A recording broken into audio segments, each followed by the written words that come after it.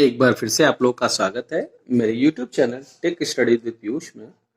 और आज हम लोग जो है ऑपरेटर्स जो चैप्टर आज हम लोग ऑपरेटर टॉपिक को सेलेक्ट कर किए हैं और ऑपरेटर के बारे में पढ़ना है। और ये जो ऑपरेटर्स है ये हम लोगों ने इसके पहले जो टॉपिक पढ़ा था टोकन्स, ठीक है, पाइथन फंडामेंटल चैप्टर्स का जो टोकन टॉपिक पढ़ रहे थे उसी टोकन टॉपिक में जो होता है Python has a following tokens में कीवर्ड हम लोग ने देखा था, आइडेंटिफायर्स देखा था, लेटर्स देखा था। और आज जो हम लोग चौथा टॉपिक है दैट इज ऑपरेटर्स। ऑपरेटर्स के बारे में पढ़ेंगे और ऑपरेटर जो है बहुत इंपॉर्टेंट टॉपिक है। आपका समझ लीजिए पाइथन का बेसिक बिल्डिंग ब्लॉक है, समझ लीजिए। और जब तक ऑपरेटर्स आपको क्लियर नहीं होगा तब तक आप इसमें आगे जो है पढ़ नहीं सकते हैं, क्योंकि आपको मेन जो सिंबल्स हैं, कैसे किन सिंबल्स को यूज करना है, कौन सा सिंबल हमारा क्या परफॉर्मेंस करेगा, इस सब के बारे में आप लोग ऑपरेटर्स के बारे में पढ़ेंगे। तो the operators are tokens that trigger some computations when applied to a variables and other object in an expression. हो गया variables and object to which the computation is applied are called operands। ठीक है, मतलब जिसके ऊपर हमारा जो भी पाइथन का जो भी ऑपरेटर्स क्या होता है, यानी जिसके ऊपर अप्लाई होता है उसको हम बोलते हैं operands. So the operator require some operand to work upon. ठीक है, अब जैसे फॉर एग्जांपल जैसे मान लीजिए a इज इक्वल टू लिखा है 5, ठीक है, तो a इज इक्वल टू 5 लिखा है और b इज इक्वल टू लिखा है 10, और अगर हमने लिखा है c is equal to a plus b, ठीक है, या c इज इक्वल टू अगर हमने 5 प्लस 10 लिखा है, इसका मतलब क्या हो गया 5 और 10, यानी यहाँ पे a और b ये जो दोनों वो हैं a और b, इसको बोलते हैं ऑपरेंड। ये क्या चीज है? ऑपरेंड है। इसको ऑपरेंड बोला जाता है या बोला जाता है वेरिएबल। क्या बोलेंगे? वेरिएबल बोलते हैं। ठीक है, तो ऑपरेंड्स का जो डिफिनीशन होता है, ऑपरेंड का मतलब क्या होता है कि operators are tokens that trigger some computations when applied to a variables and other object in an expression होता है। यानी किसी एक्सप्रेशन में अगर कोई अप्लाइड हो रहा है यानी प्लस है, तो प्लस का मतलब प्लस हमारा ऑपरेटर हो गया यहाँ पे इस एक्सप्रेशन में। a प्लस बी एक एक्सप्रेशन है, जैसे लिखा हुआ है a प्लस बी या a माइनस बी, तो यहाँ पे ये a और b है, ये हमारा क्या हो गया? ऑपरेंड हो गया या वेरिएबल्स हो गया। ठीक है, और variables and object to which the computation is applied are operands. यानी जिसके ऊपर कंप्यूटेशन ऑकर होता है उसको हम क्या बोलते हैं? ऑपरेंड्स बोलेंगे या वेरिएबल्स बोलते हैं। So an operator require some operand to work upon, यानी इसको कुछ ना कुछ आपको ऑपरेंड चाहिए। ऑपरेटर्स को क्या चाहिए? ऑपरेंड चाहिए जिसपे ये परफॉर्मेंस अपना देगा या जिसके ऊपर ये लागू होगा। The following list give a brief description of the operators and their functions that जी ठीक है। अब इसमें कुछ ऑपरेटर्स एंड फंक्शंस हैं जिनके बारे में बताया गया है। अब इसी तरह से कुछ ऑपरेटर जो होते हैं यूनरी ऑपरेटर होता है। यूनरी ऑपरेटर का मतलब कि जिसमें सिर्फ एक ऑपरेंड की जरूरत होती है। जैसे कुछ ऑपरेटर्स जो होते हैं, ये ऑपरेटर का टाइप मतलब ये काइंड हुआ, कितने तरह के होते हैं। एक होता है यूनरी ऑपरेटर का मतलब कि जिसमें सिर्फ एक ऑपरेंड चाहिए। यूनरी ऑपरेटर का मतलब क्या हो गया? The unary operators are those operators that require one operand to operate upon. जैसे प्लस ए, ठीक है, ये यूनरी प्लस हो गया। इसी तरह से माइनस हो गया, यूनरी माइनस हो गया। फिर इसी तरह से बिट वाइज कॉम्प्लीमेंट होता है, एक सिंबल होता है ऐसे बिट वाइज कॉम्प्लीमेंट बोलते हैं इसको। फिर नॉट एक होता है, नॉट ये होता है लॉजिकल निगेशन होता है। ठीक है, तो इसको बोलते हैं यूनरी प्लस। ये हो गया यूनरी माइनस, ठीक है, यूनरी माइनस हो गया। इसी तरह से बिट वाइज कॉम्प्लीमेंट,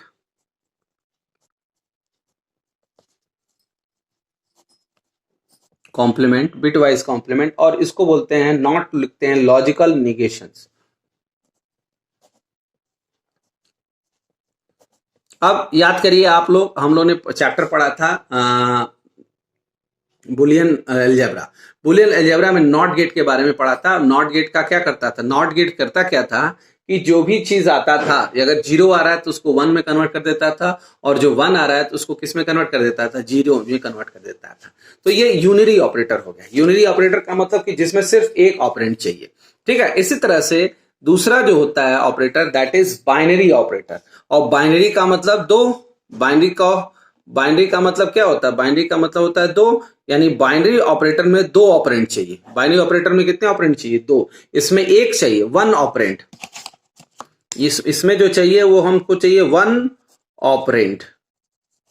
ठीक है। इसमें कितने ऑपरेंड चाहिए? टू ऑपरेंड, टू ऑपरेंड्स हमको चाहिए। ठीक है, टू ऑपरेंड चाहिए। तो binary operators are those operators that require two operands to operate upon. ठीक है, that require two operands that work upon.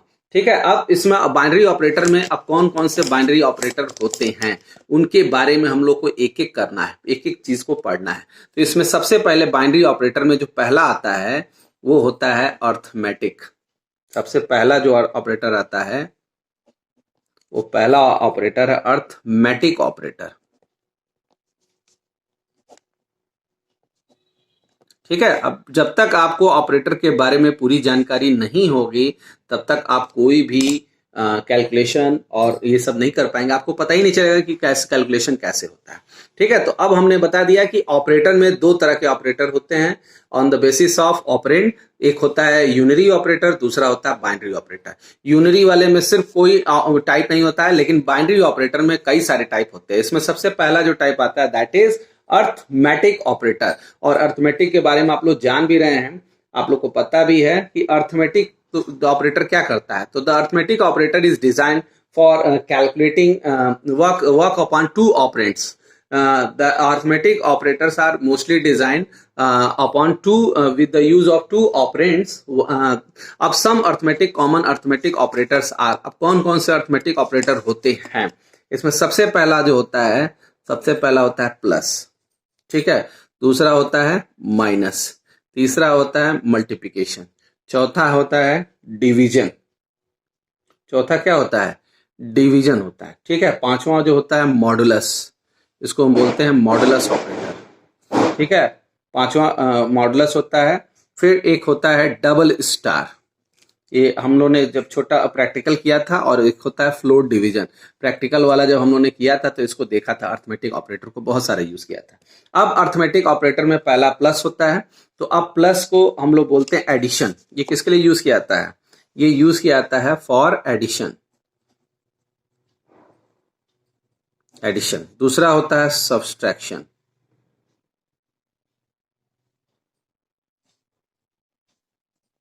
Subtraction के लिए।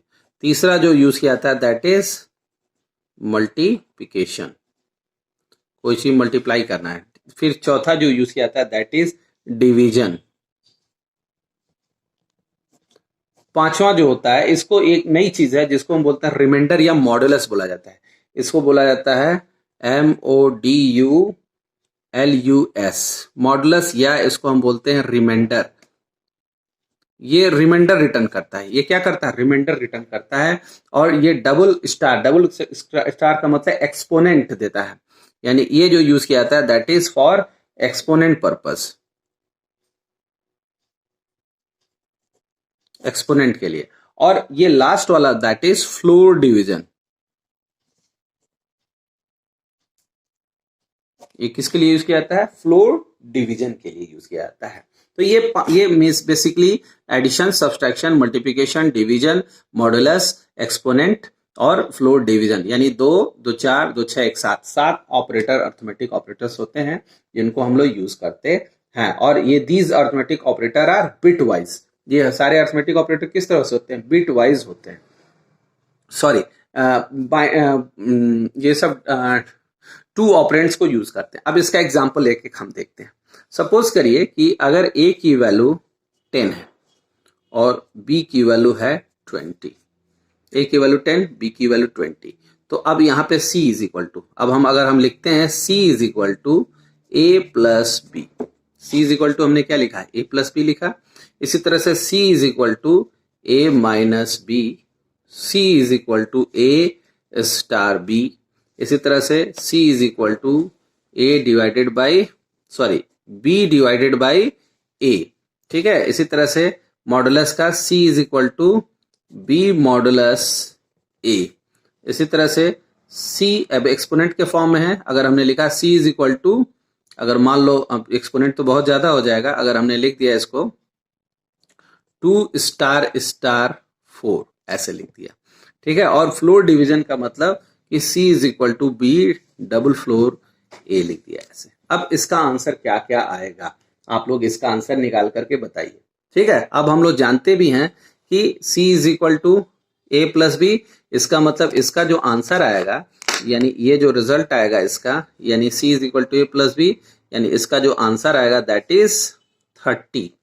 यहाँ पे a माइनस बी तो यानी ये सब्सट्रैक्ट होगा, तो a माइनस बी यानी 10 माइनस बी यानी माइनस 10 हो जाएगा, ठीक है। इसी तरह से मल्टीप्लाई होगा 20 तो 200 हो जाएगा, मल्टीप्लिकेशन में कितना हो जाएगा 200 हो जाएगा। इसी तरह से b डिवाइडेड बाई a यानी 10 से डिवाइड होगा तो 2 आ जाएगा, ठीक है। इसी तरह से अगर c is equal to b modulus a यानी इसका जो रिमाइंडर आएगा, अगर हम 10 से डिवाइड करेंगे b को तो इसका जो रिमाइंडर आएगा दैट इज 0। यानी ये मॉडुलस साइन जो होता है, जो बेटा कंप्यूटर नहीं जानते होंगे वो जान लो, अब जहां भी मॉडुलस या परसेंट साइन, इसको मॉडुलस बोलते हैं या रिमाइंडर बोलते हैं, ये परसेंट साइन होता है और ये परसेंट साइन हमेशा रिमाइंडर को रिटर्न करता है। यानी 20 डिवाइडेड बाई 10, तो 20 डिवाइडेड बाई 10 टू जा 20 यानी 0 कट गया, यानी रिमाइंडर हमारा क्या आ गया 0 आ गया। इसी तरह से 2 टू पावर अब एक्सपोनेंशियल फॉर्म में है, यानी इसका मतलब जो होगा वो 2 टू पावर 4 होगा, और 2 टू पावर 4 का मतलब 2 इंटू 2 इंटू 2 इंटू 2, यानी 2 टू जा 4, 4 टू जा 8, 8 टू जा 16, यानी इसका जो आंसर आएगा दैट इज 16 आ जाएगा यहाँ पे। इसी तरह से b डिवाइडेड बाई a यानी फ्लोर डिवीजन, यानी फ्लोर डिवीजन का मतलब कि यहाँ पे जो रिमाइंडर आएगा, जो आएगी वैल्यू यानी 2 टाइम्स जाएगा लेकिन 2.00 आएगा, यानी ये उसी रिजल्ट को फ्लोर डिवीजन में देगा, यानी फ्लोट में वैल्यू आएगा। तो इस तरह से आप अर्थमेटिक ऑपरेटर को भी देख सकते हैं, ये सब बहुत इंपॉर्टेंट ऑपरेटर हैं अर्थमेटिक ऑपरेटर, ठीक है। इसी तरह से इसमें अर्थमेटिक ऑपरेटर में जैसे मान लीजिए लिखना है हमको, कुछ आगे बढ़ते हैं, जैसे मान लीजिए कुछ एग्जाम्पल भी देख लेते हैं इसका।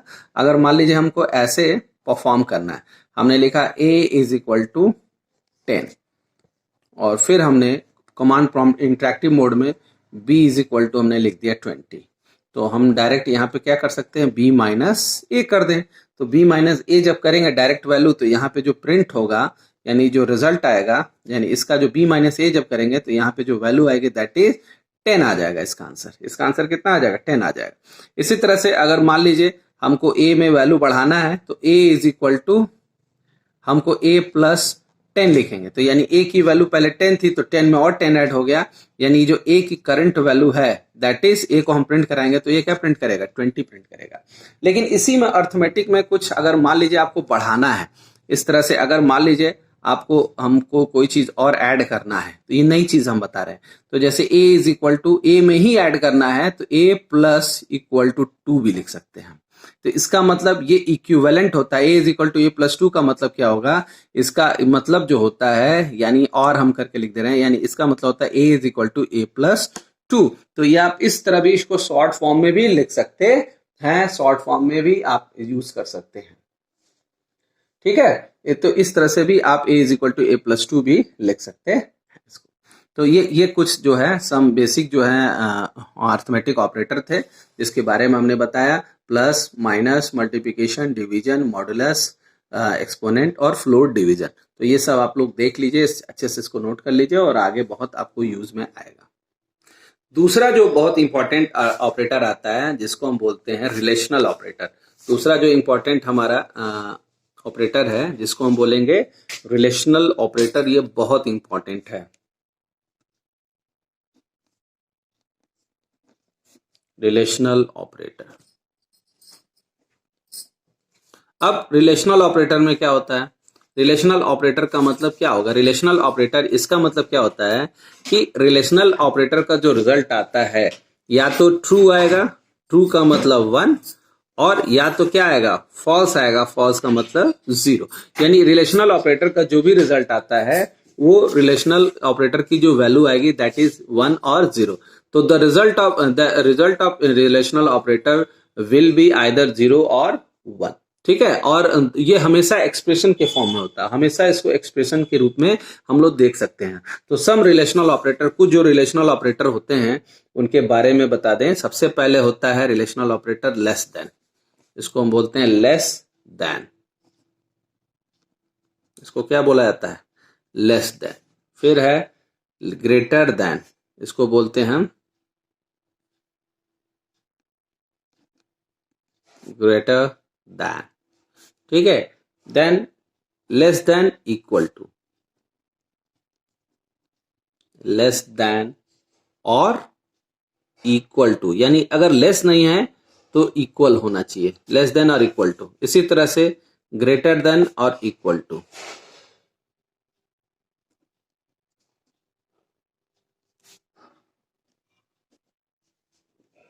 इक्वल टू, ग्रेटर देन और इक्वल टू। इसी तरह से नेक्स्ट जो आता है वो डबल इक्वल होता है, डबल इक्वल। अब ये बहुत इंपॉर्टेंट है, डबल इक्वल मतलब it check the equality, equality of both the operands, equal to, ठीक है। अब ये इक्वालिटी को चेक करता है, both the operands are equal और नॉट। और ये तीसरा जो आता है इसको बोलते हैं नॉट इक्वल टू, इसका ये भी क्या होता है, नॉट इक्वल टू। अब ये जितने भी एक्सप्रेशन हैं या जितने भी ऑपरेटर हैं, रिलेशनल ऑपरेटर हैं, इनका रिजल्ट या तो ट्रू आता है या तो क्या आएगा, फॉल्स आएगा, या तो ट्रू आएगा या तो फॉल्स आएगा। अब इसको देखिए कैसे हम लोग स्टडी कैसे देखते हैं। अब जैसे मान लीजिए फॉर एग्जाम्पल में मैं आपको बता रहा हूं कि अगर मान लीजिए लिखा है, अगर कहीं लिखा हुआ है a is equal to 10, b is equal to 30 और c इज इक्वल टू लिखा है 20, ऐसे वैल्यूज दी हुई है। अब एक एक को हम यूज करते हैं। सबसे पहला जो ऑपरेटर है दैट इज लेस देन, तो लेस देन को यूज करते हैं। तो अब अगर कहीं लिखा हुआ है ऐसे, अगर कोई एक्सप्रेशन लिखा है a is less than b, ठीक है। इसी तरह से a is greater than c, a is less than or equal to c और b is greater than or equal to a, ठीक है। इसी तरह से a is equal to c और a is not equal to b, ऐसे दिया हुआ है, ठीक है। अब इस तरह से कहीं एक्सप्रेशन लिखा हुआ है तो हम इसको कैसे यूज करेंगे, कैसे यूज कर सकते हैं। यानी हमने बताया भी कि इसका जो भी रिजल्ट आता है या तो ट्रू आएगा या तो क्या आएगा, फॉल्स आएगा। इसका मतलब क्या हुआ, यहाँ पे जो पहला एक्सप्रेशन लिखा हुआ है इसका मतलब यहाँ लिखा है a इज ग्रेटर नहीं है, ये जो सिंबल होता है ये किसका सिंबल होता है, लेस देन, यानी पहला है तो a is less than b, ठीक है। तो अब देखिए a की वैल्यू 10 है, यानी a की वैल्यू 10 इज लेस देन, और b की वैल्यू कितनी है, 30 है। तो 10 इज लेस देन 30, यानी हमारा 10 जो है वो छोटा है 30 से, तो 10 इज लेस देन 30, यानी ये जो कंडीशन है ये क्या हो जाएगा, ये हो जाएगा ट्रू हो जाएगा, ये क्या हो जाएगा, ट्रू हो जाएगा, क्योंकि a की जो वैल्यू है यानी 10 है लेस देन 30 है। इसी तरह से a is greater then c, ठीक है। तो a is greater then c, इसका मतलब क्या हो गया कि a की वैल्यू 10 है तो 10 इज ग्रेटर देन c की वैल्यू कितनी है, 20, तो c की वैल्यू 20। अब इसका रिजल्ट क्या आएगा, यानी 10 जो है वो बड़ा है 20 से, यानी ये कंडीशन हमारा क्या हो जाएगा, फॉल्स हो जाएगा, यानी इसका मतलब फॉल्स आ गया यहाँ पे रिजल्ट। इसी तरह से तीसरा जो कंडीशन आता है a इज लेस देन और equal to c, a is less than और इक्वल टू c, यानी अब यहाँ पे क्या होगा कि a की वैल्यू 10 है, 10 इज लेस देन और इक्वल टू c की वैल्यू 20 है। तो 10 इक्वल तो नहीं है, ना इक्वल है, ना इक्वल है, ना लेस है, तो यानी इसका मतलब इसका जो रिजल्ट आएगा दैट इज फॉल्स हो जाएगा। इसी तरह से b इज ग्रेटर देन और equal to a, b is greater than और इक्वल टू a, यानी b की जो वैल्यू है वो बड़ी है किससे, ए से, यानी बी की वैल्यू, यानी बी कितना है, बी 30 है, यानी 30 इज ग्रेटर देन और इक्वल टू ए की वैल्यू कितनी है 10, यानी अब यहाँ पे, यानी अब ये ग्रेटर तो है लेकिन इक्वल तो नहीं है लेकिन ग्रेटर है, यानी इसका मतलब रिजल्ट इसका क्या आ जाएगा, ट्रू आ जाएगा, इसका रिजल्ट ट्रू आ जाता है। अब ए इज इक्वल टू, अब यहाँ पे ये वाला केस सेकेंड लास्ट जो है, ए इज इक्वल टू सी, यानी इसका मतलब क्या हो जाएगा, ए इज इक्वल टू सी, यानी ए की वैल्यू 10 है, 10 इज इक्वल टू सी का मतलब हो गया 20। अब देखिए ये हमेशा ध्यान रखिएगा कि ये डबल इक्वल है, डबल इक्वल इसको बोलते हैं कंपैरिजन, यानी ये कंपेयर कर रहा है, if left side is equal to right side, यानी ये लेफ्ट साइड की जो वैल्यू है वो राइट साइड के बराबर है कि नहीं है। तो अगर लेफ्ट साइड की वैल्यू राइट साइड के बराबर है तो इसका जो रिजल्ट आएगा दैट इज ट्रू आएगा, और अगर बराबर नहीं होगा तो इसका रिजल्ट क्या आएगा, फॉल्स आता है, इसका रिजल्ट आ जाएगा फॉल्स आ जाता है। ये हमेशा ध्यान रखना पड़ेगा आपको। इसी तरह से अब A is not equal to, A is not equal to B, यानी इसका मतलब ए इज, यानी 10 इज नॉट इक्वल टू 20, यानी 10 जो है 20 के बराबर नहीं है। तो अगर दोनों सेम होता है तब तो हमारा कंडीशन फॉल्स हो जाता है, लेकिन 10 जो है 20 के बराबर नहीं है, यानी ये कंडीशन तो ट्रू ही है ना, कंडीशन तो ट्रू ही है, यानी 10 हमारा 20 के बराबर नहीं है, 10 तो 10 के बराबर होता है, यानी ये कंडीशन ट्रू हो गया, इसलिए यहाँ पे हम 10 इज नॉट इक्वल टू 20 ये कंडीशन हम ट्रू मान लेंगे, करेक्ट। तो इस तरह से आप जो रिलेशनल ऑपरेटर है उसको भी देख सकते हैं। ठीक, अब इसके बाद रिलेशनल ऑपरेटर के बाद जो आता है, तो रिलेशनल ऑपरेटर मेन यही होते हैं, less than, greater than, less than और equal to, greater than, equal to और नॉट इक्वल टू, ये सब ऑपरेटर हम लोगों ने एग्जाम्पल के माध्यम से, एग्जाम्पल से देख लिया इसको। अब नेक्स्ट अगला जो हम पढ़ते हैं, अगला हमारा आता है, नेक्स्ट जो आता है इसको हम बोलते हैं असाइनमेंट ऑपरेटर।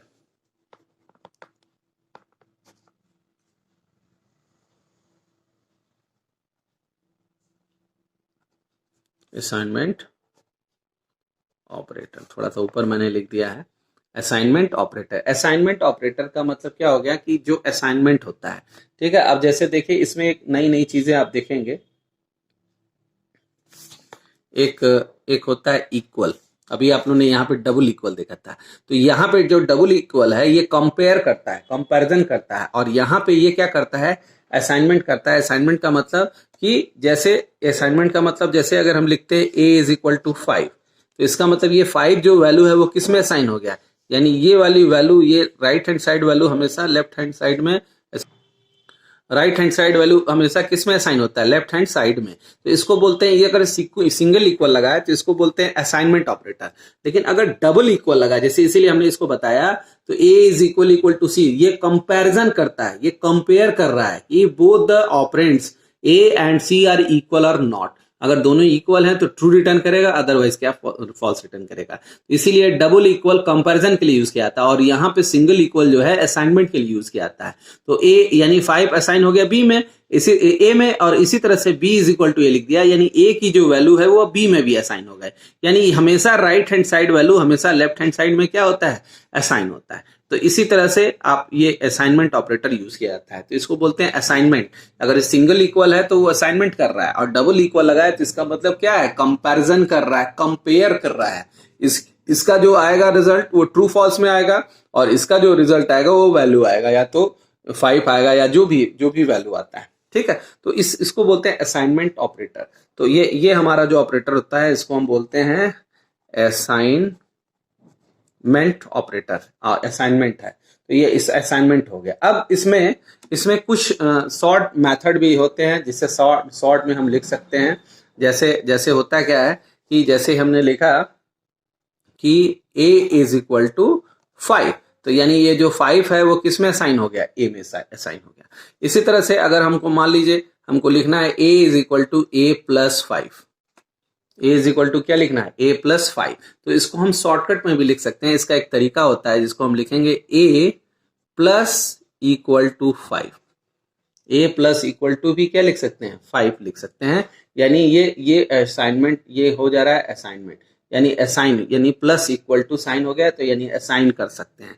इसी तरह से अगर मान लो लिखा है A is equal to A into two, A is equal to A into two, तो इसको हम शॉर्टकट में लिख सकते हैं A star equal to two, इस तरह से। इसी तरह से अगर लिखना है A is equal to A minus 7, तो हम इसको लिख सकते हैं ए माइनस इक्वल टू 7 भी लिख सकते हैं। ये दोनों का सेम मीनिंग है। इसी तरह से ये सब असाइनमेंट ऑपरेटर में आता है। हमने लिखा A is equal to A modulus 2, तो हम लिखेंगे ए मॉडुलस इक्वल टू 2 लिख सकते हैं। ठीक है, इसी तरह से स्टार का हो गया, माइनस का हो गया। अब डबल क्वोशंट का, A is equal to A double star 3 ऐसे। ठीक है, तो हम लिख सकते हैं A double star equal to 3 लिख सकते हैं।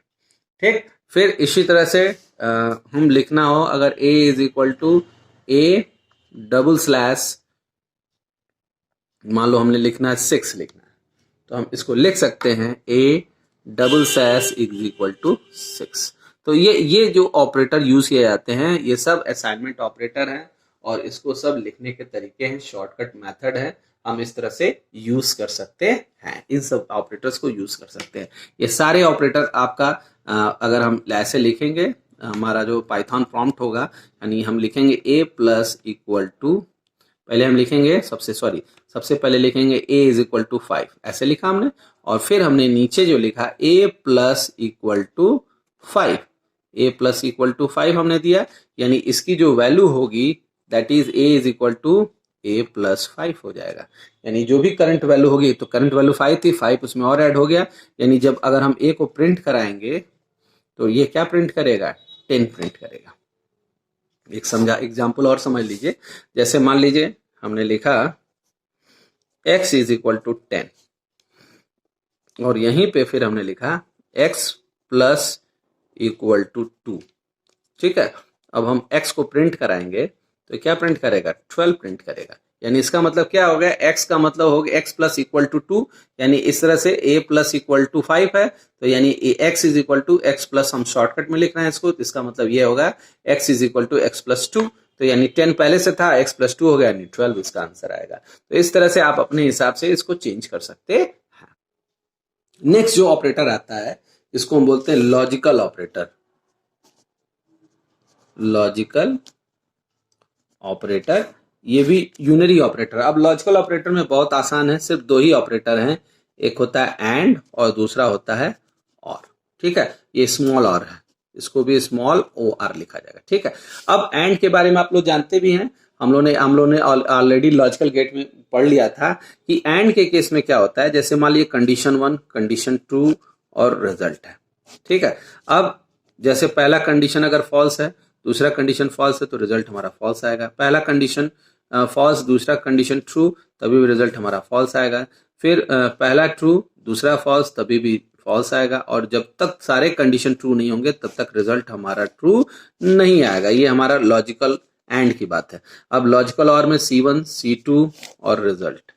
ठीक है, अब इसमें भी वही चीज, 0 0 पे 0, 0 1 पे 1, 1 0 पे भी 1 और 1 1 पे 1। यानी अगर कोई भी एक कंडीशन हमारा ट्रू हो गया तो हमारा और का रिजल्ट क्या होता है, ट्रू होता है। ठीक है, अब एंड और में हमेशा 2 कंडीशन चाहिए। कितने कंडीशन चाहिए, 2 कंडीशन, और हमेशा ये 2 कंडीशन पे वर्क करता है। अब जैसे फॉर एग्जाम्पल, अगर सपोज करिए a is equal to 10, b is equal to 20 और c इज इक्वल टू 30 लिखा हुआ है, ऐसे बना हुआ है। ठीक है, अब हमारा कोई एक्सप्रेशन ऐसे लिखा है, a is less than b and a is not equal to c, ऐसे लिखा हुआ है। ठीक है, अब देखो, अब जब यहाँ पे जो कौन सा गेट लगा है, यहाँ पे एंड लगा हुआ है, तो एंड में क्या होता है कि एंड में सारे कंडीशन क्या होने चाहिए, ट्रू होने चाहिए, तभी रिजल्ट ट्रू आएगा। यानी जब इसको सॉल्व करेंगे और इसको सॉल्व करेंगे और दोनों के बीच में एंड है, तो a is greater than less than b, यानी 10 इज लेस देन 20 हो गया, और यहाँ पे a is not equal to c, यानी a का मतलब 10 इज नॉट इक्वल टू 30 हो गया यहाँ पे। तो यहाँ क्या रिजल्ट आ रहा है और यहाँ पे क्या रिजल्ट आ रहा है, तो a इज लेस देन 20, यानी 10 इज लेस देन 20, यानी 10 की वैल्यू ट्रू हो गया यहाँ पे, और 10 इज नॉट इक्वल टू 30, 10 जो है 30 के बराबर नहीं है, यहाँ पे भी रिजल्ट क्या हो गया, ट्रू हो गया। अब दोनों के बीच में कौन सा गेट है, एंड, तो यानी दोनों ट्रू, तो ट्रू ट्रू पे हमारा क्या आता है, रिजल्ट ट्रू आता है, यानी इन दोनों को जब हम बनाए कंबाइन करेंगे तो दोनों के बीच में एंड गेट है, तो रिजल्ट हमारा क्या हो जाएगा, ट्रू हो जाएगा। तो ये एंड गेट की खासियत होती है। इसी तरह से और गेट की खासियत ये होती है, अगर हम और गेट यहाँ पे लगा दें, अब और गेट का एक एग्जांपल ले लेते हैं, जैसे मान लीजिए A is less than sorry, A is less than नहीं, A is greater than B,